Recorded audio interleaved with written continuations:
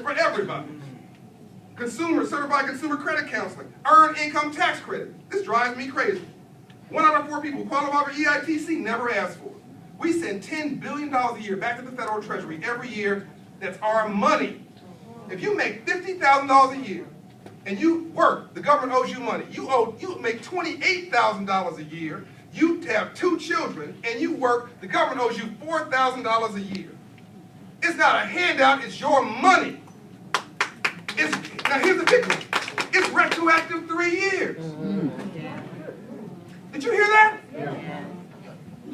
That means if you file once and you never filed before, the government owes you as much as $12,000 wired into your bank account within 3 weeks with an amended tax return, and you don't owe anybody a dime. This is what you call getting the memo.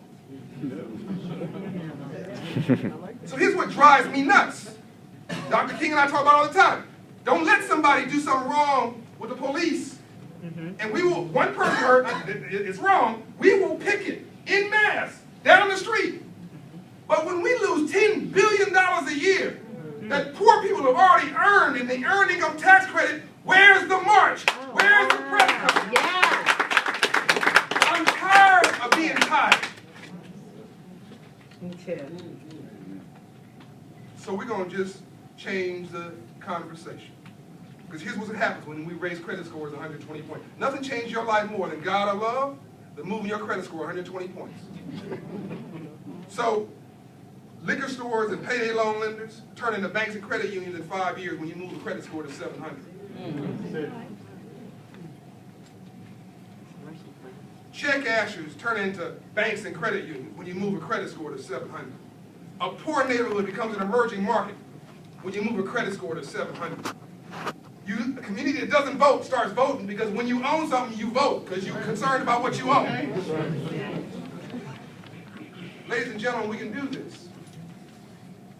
We can do this. And the only reason that we're here and able to celebrate this beginning, and this will happen, but it's not, we already have 81 locations, we're on the move, is because if Dr. Martin Luther King Jr.'s daughter, who I hold in the utmost respect, had told me this was a bad idea, or something her dad would be against, or she was philosophically opposed to it, I literally wouldn't have done it. Let me tell you something. You and I have an easy life. We can get up when we want to, go do what we want to, we can make mistakes, we can end up in jail, and nobody will say a thing about it. Don't let your name be Bernice A. King. Let me tell you something. She gets criticized, she gets harassed, she can't do nothing right in nobody's eyes. But in 50 years, she's never brought one blemish of bad reputation to the name of Dr. Martin Luther King. Amen.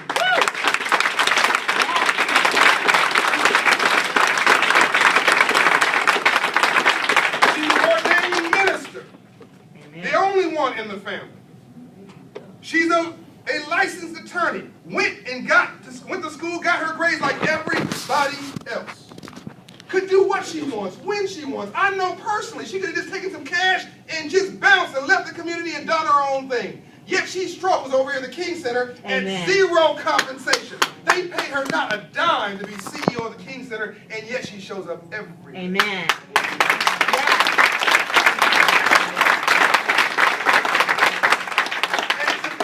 As if that hassle wasn't enough, she gets me coming around talking about civil rights. And I said, I want you to co-chair this thing, and it's going to be more work and more time and more travel. And all she said is, where do we sign up?